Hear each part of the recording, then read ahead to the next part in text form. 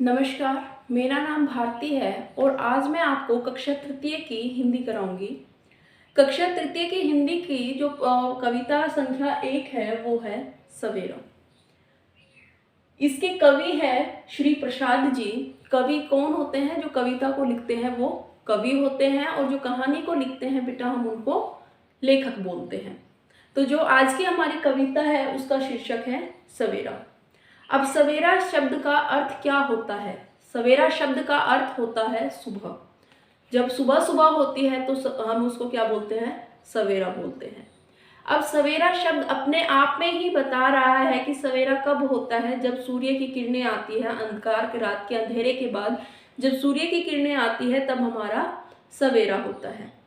वो सवेरा जब होता है तो इंसान को कैसा महसूस होता है, कैसा लगता है, वो कैसा महसूस करता है, ये सारी चीजें हमारी कविता में बताई गई है। जो पद्यांश और गद्यांश होते हैं उनमें क्या अंतर होता है? पद्यांश होता है हमारा कविता के जो पैराग्राफ जिनको आप बोलते हो उनको पद्यांश बोला जाता है। जो हमारी कविता के पैराग्राफ होते हैं उनको पद्यांश बोला जाता है और जो हमारी कहानी के जो पैराग्राफ होते हैं उनको गद्यांश बोला जाता है। जो कहानी के पैराग्राफ होते हैं उनको गद्यांश बोला जाता है और जो कविता के होते हैं उनको पद्यांश बोला जाता है। इसके अलावा जो हमारे कवि होते हैं वो कविता को जो लिखते हैं वो कवि होते हैं और जो कहानी को लिखते हैं वो लेखक होते हैं। अब हम अपनी आज की कविता है उसको शुरू करते हैं। आज की हमारी कविता का मीन्स जो पहला पद्यांश है वो क्या है? सूरज की किरणें आती है, सारी कलियां खिल जाती है। जो कवि है वो क्या कहता है? सूरज के बारे में बता रहा है, सूर्य के बारे में बता रहा है। अब व्याख्यान से पहले मैं एक चीज और भी बताना चाहूंगी आपको कि जब भी आप किसी भी चीज का व्याख्यान करते हैं तो उसमें क्या करना होता है, हमें जो शब्द होते हैं उनके पर्यायवाची शब्दों का हमें प्रयोग करना होता है, समानार्थी शब्दों का प्रयोग करना होता है और उनको अगर हमें किसी को बात समझानी है तो उसको हम दूसरे तरीके से कैसे समझा सकते हैं वो होता है, या सरल उससे और सरल तरीके से हम कैसे समझा सकते हैं वो हमारा व्याख्यान होता है। अब जो हमारा पहला पद्यांश है, हमारा पहला पद्यांश कहाँ से कहाँ तक है? सूरज की किरणें आती है, सारी कलियां खिल जाती है, अंधकार सब खो जाता है, सब जग सुंदर हो जाता है।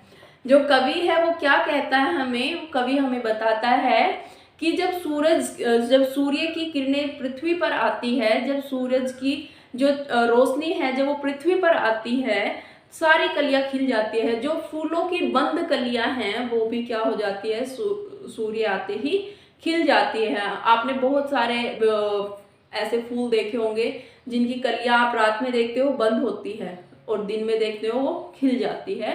तो वो कहते हैं कि जैसे ही सूर्य की रोशनी आती है कलियां खिल जाती है, अंधकार सब खो जाता है और अंधेरा है, जो रात्रि का अंधेरा होता है वो चला जाता है, खो जाता है, मीन्स कहीं दूर चला जाता है जिसे हम ढूंढ भी नहीं सकते हैं। सब जग सुंदर हो जाता है। जग का अर्थ होता है संसार और जो संसार है वो बहुत ही ज्यादा सुंदर दिखाई देने लगता है, बहुत ही अच्छा दिखाई देने लगता है। पहला पद्यांश एक बार फिर से सुनिए। सूर्य की किरणें आती है, सारी कलियां खिल जाती है, अंधकार सब खो जाता है, सब जग सुंदर हो जाता है। कवि कहता है जब सूर्य की किरणें पृथ्वी पर आती है, जब सूरज की जो किरणें हैं, सूर्य की रोशनी जब पृथ्वी पर आती है तब क्या होता है? सारी कलियां खिल जाती है। जो फूलों की बंद कली होती है वो भी खिल जाती है, अंधकार सब खो जाता है और जब रात का जो अंधेरा होता है वो भी कहीं दूर चला जाता है और सारा संसार है वो बहुत ही सुंदर लगता है। चिड़िया गाती है मिलजुल कर, बहते हैं उनके मीठे स्वर।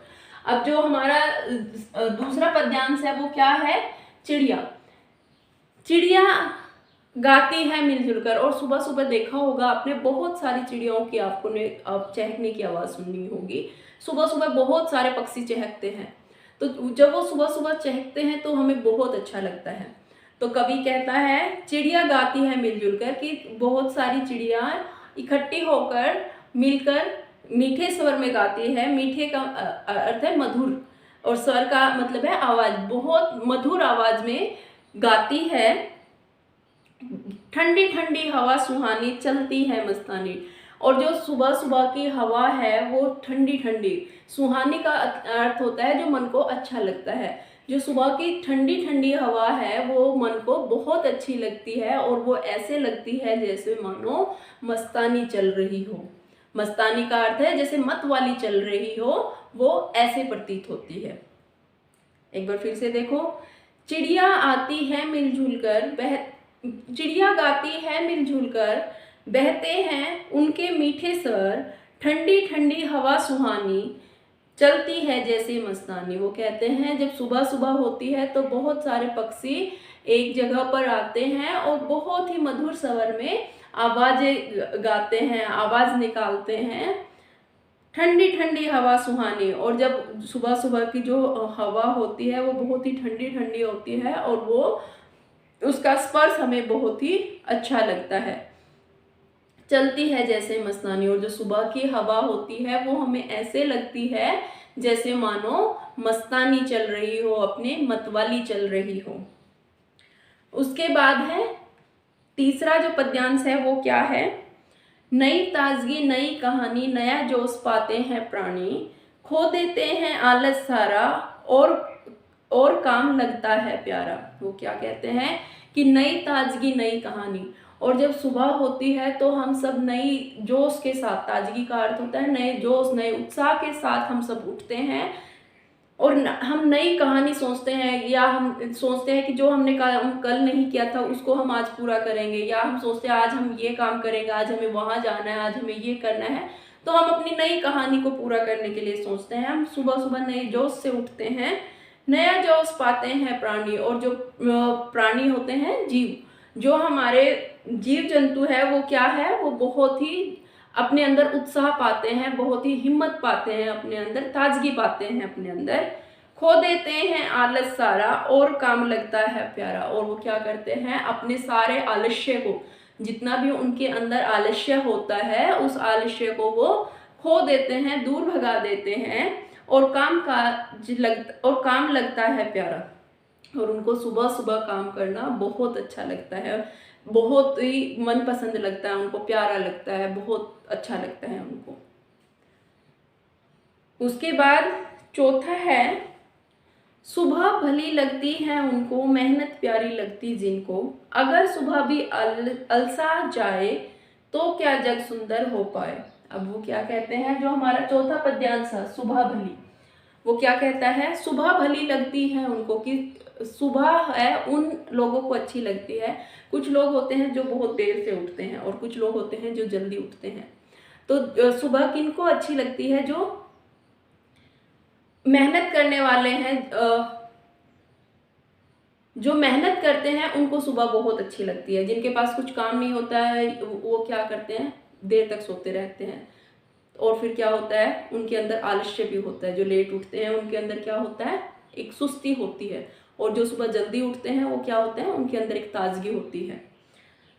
ये भली लगती है, मतलब कि भली का अर्थ है अच्छी लगना, कि सुबह उनको अच्छी लगती है जो मेहनत करने वाले होते हैं। अगर सुबह भी अलसा जाए, अगर सुबह सुबह भी आलस आ जाए तो क्या ये जो हमारा संसार है वो इतना सुंदर हो पाता जितना अभी है।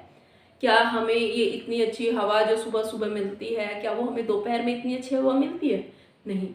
आप कभी सुबह जल्दी उठकर देखना, आपको बहुत अच्छी हवा मिलेगी, चाहे कितनी ही गर्मी हो, चाहे कितनी ही सर्दी हो, सुबह की हवा बहुत अच्छी होती है।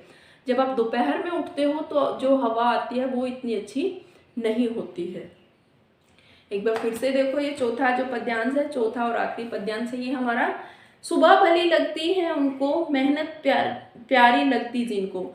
कवि कहता है कि सुबह उन लोगों को अच्छी लगती है जिनको मेहनत करने का मन होता है, जिनको मेहनत करना अच्छा लगता है, जिनको काम करना अच्छा लगता है, उनको सुबह सुबह बहुत अच्छी लगती है। अगर सुबह भी अलसा जाए, अगर कोई सुबह भी आलस्य में आ जाए तो क्या होता है, क्या ये जग है, ये जग का अर्थ होता है संसार, तो क्या ये जो हमारा संसार है वो इतना सुंदर हो पाता जितना अभी है। तो ये थी आज की हमारी कविता, उम्मीद करती हूँ आपको समझ आई होगी। उसके बाद एक पक्षी के बारे में बताया है इन्होंने। एक पक्षी है, बैया पक्षी होती है। आप लोगों ने देखा होगा उसका पेड़ों पर घोंसला, उसका घर इस दुनिया में सबसे अच्छा होता है। और दुनिया की सबसे अच्छी जो आर्किटेक्ट है वो बैया को बताया गया है। वो अपने घर को ऐसे बनाती है, अगर आप उसके घर में देखो तो चाहे कितनी भी तेज बारिश क्यों ना आ जाए, उसके घर में कभी पानी नहीं घुसता है। और रात में भी उसके घर में उजाला होता है, बैया के घर में रात में भी उजाला होता है। और वो अपना घर कैसे बनाती है, जो हमारे तिनके होते हैं पेड़ों के या किसी भी चीज़ के जो तिनके होते हैं, उनको जोड़ जोड़ कर वो घर बनाती है। बाकी सभी पक्षी भी अपना घोंसला बनाते हैं, पर बैया के जैसा घोंसला कोई भी पक्षी नहीं बनाता। हम इंसान भी उसके घर के जितना सुंदर हम भी अपना घर नहीं बना सकते। वो बहुत अलग अलग आकार का घर बनाती है, कभी गोल बनाती है, कभी वो थोड़ा बेलनाकार बनाती है, कभी किसी तरीके का बनाती है। और वो जो घर बनाती है बहुत अच्छा होता है उसका।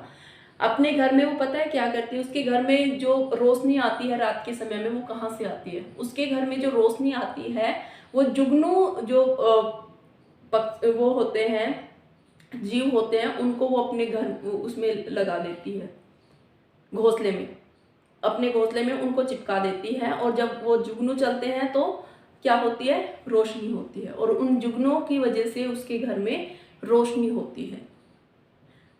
तो इस दुनिया की सबसे अच्छी जो जगह बनाने वाली है, अपना घर बनाने वाला पक्षी है, वो बैया पक्षी है। उसके जितना सुंदर घर कोई पक्षी नहीं बना सकता। उसके बाद आपका आओ करे एक है। आओ करे एक में आपको क्या बताया है, सूरज निकलने पर क्या होता है। क्या होता है मैंने अभी अभी बताया आपको, अंधकार क्या हो जाता है, दूर हो जाता है।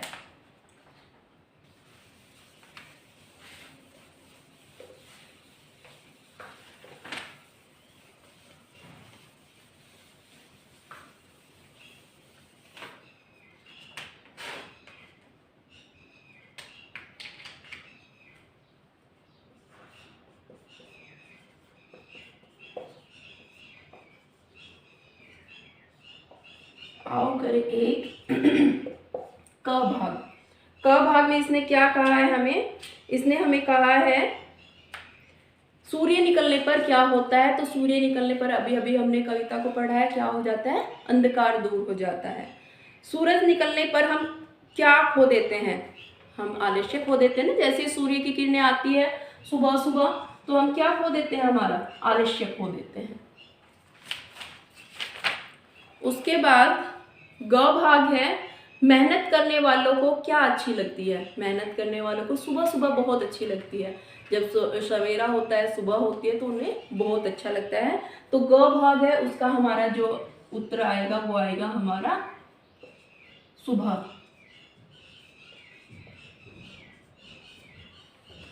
उसके बाद है हमारा आओ करे दो। इसमें आपको अर्थों के साथ मिलान करना है। जग, जग का अर्थ मैंने अभी आपको बताया था, संसार। मस्तानी, मस्तानी का क्या अर्थ होता है, मत वाली। प्राणी, प्राणी का क्या अर्थ होता है, जीव। और स्वर का क्या अर्थ होता है, आवाज। तो आप इन शब्दों के साथ में इनका मिलान करोगे। आपकी जो पुस्तक है उसमें भी इनके अर्थ दिए हुए हैं, अगर आप वहां से खोज कर अगर आप इनको मिलाना चाहो तो आप वहां से भी मिला सकते हो।